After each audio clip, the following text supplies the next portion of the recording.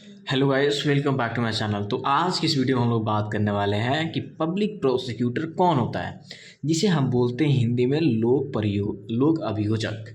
इसका मतलब क्या होता है? इसका शाब्दिक मतलब ये होता है कि ये एक सरकारी वकील होता है जो राज्य या केंद्र की तरफ से कोर्ट में क्रिमिनल केसेस की मुआयना करता है और कुछ इन्वेस्टिगेशन हुए जो भी साक्ष्य मिलते हैं उसे कोर्ट में प्रोड्यूस करता है। यानी कि कह सकते हैं कि कोर्ट में जो भी केस की शुरुआत करी जाती है केंद्र या स्टेट की तरफ से, वो पब्लिक प्रोसिक्यूटर ही करता है।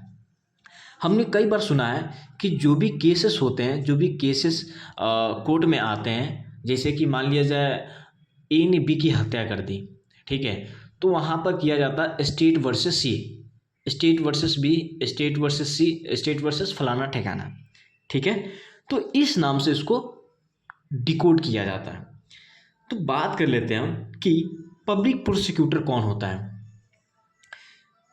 ये किस चीज़ में डिफाइन की गई है।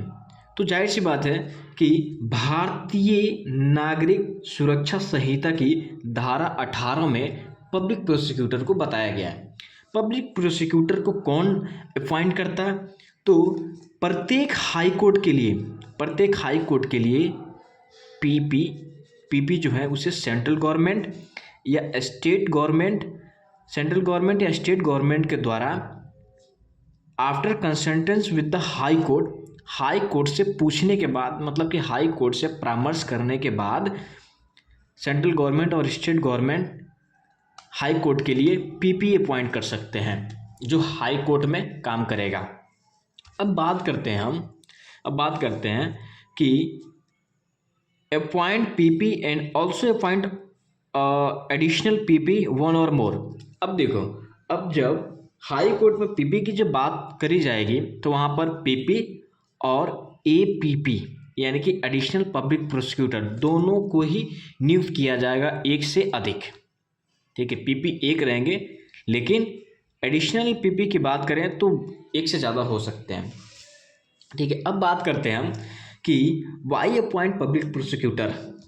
वाई मतलब उसका काम क्या होता है? For conducting any prosecution appeal और other proceeding in such court on behalf of the central government और स्टेट गवर्नमेंट।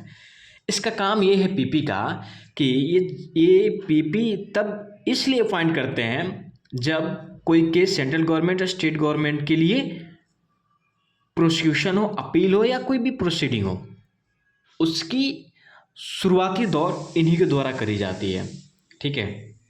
अब बात करते हैं हम PP APP for national capital territory of Delhi. Specially Delhi के हाई कोर्ट के लिए, स्पेशली दिल्ली के हाई कोर्ट के लिए पीपी और एपीपी की जो नियुक्ति है वो सेंट्रल गवर्नमेंट के द्वारा, वो सेंट्रल गवर्नमेंट के द्वारा करी जाएगी, ठीक है। After consultance with the high court of Delhi, Delhi के हाई कोर्ट से परामर्श पाने के बाद ही national capital territory of Delhi में पीपी और एपीपी की अपॉइंट करी जाएगी, ठीक है। अब जो नेक्स्ट पॉइंट है वो ये है पीपी फॉर डिस्ट्रिक्ट और लोकल एरिया। अब देखो, यहाँ तक तो पता चल गया कि पीपी जो हो, पीपी हाई कोर्ट के लिए और दिल्ली के हाई कोर्ट के लिए। अब आते हैं डिस्ट्रिक्ट के लिए, डिस्ट्रिक्ट और लोकल एरियाज़ में, डिस्ट्रिक्ट और लोकल एरियाज़ में। तब वहाँ पर पीपी जो है उनकी जो नियुक्ति करी जाएगी वो सेंट्रल गवर्नमेंट या स्टेट गवर्नमेंट के द्वारा की जा सकती है, ठीक है, for conducting any cases in any district, ठीक है। तो यहाँ पर ये चीज़ें हैं।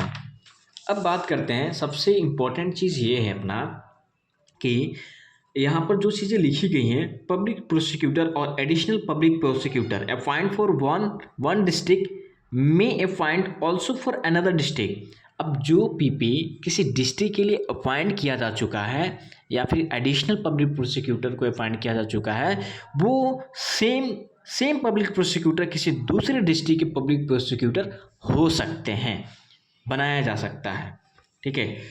अब आते हैं कि who can appoint as PP and APP for district. किसे पीपी और एपीपी नियुक्त किया जा सकता है डिस्ट्रिक्ट के लिए? तो इसमें कुछ फंडा ये है, समझने वाली बात ये है कि district magistrate consultation with the session जज prepare a panel of name of person. अब क्या करेंगे, डिस्ट्रिक्ट मजिस्ट्रेट जो होंगे उस डिस्ट्रिक्ट के लिए जहाँ पर पीपी एपीपी अपॉइंट की जानी है, वहाँ पर वो क्या करेंगे, पहले सेशन जज से परामर्श करेंगे और कंसल्टेशन करने के बाद एक पैनल ड्राफ्ट करेंगे। ठीक है, उसमें कुछ व्यक्ति के नाम रहेंगी, कुछ व्यक्तियों के नाम रहेगा। उस नाम के हिसाब से इन्हें जिस नाम को चूज करना है, खुद की ओपिनियन है, ठीक है, खुद की ओपिनियन है, उसके हिसाब से पीपी एपीपी में अपॉइंट कर सकते हैं। ठीक है, अपॉइंट किया जा सकता है।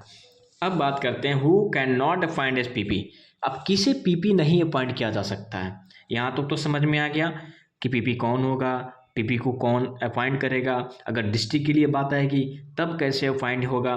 अब बात कर लेते हैं कौन पीपी नहीं अपॉइंट हो सकता है। वैसा पर्सन अपॉइंट नहीं होगा जिसका इस पैनल में नाम नहीं है, जो डिस्ट्रिक्ट मजिस्ट्रेट द्वारा ड्राफ्ट किया गया है।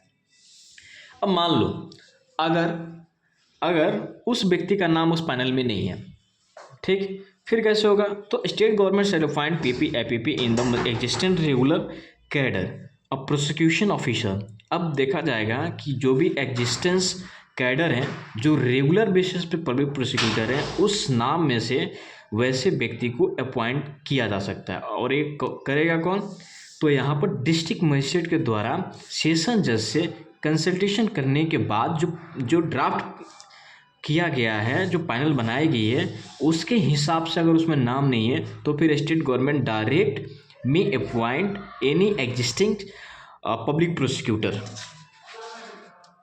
अब बात करते हैं लास्ट नंबर, जो कि eligible for appoint as PP और एपीपी। अब अगर अपॉइंट करने हैं पीपी और एपीपी को, तो उस सिचुएशन में कौन एलिजिबल हो सकता है। यहाँ तो समझ में आ गया कि कौन अपॉइंट करेगा, कब अपॉइंट होगा, लेकिन उसकी एलिजिबिलिटी क्राइटेरिया क्या होंगी।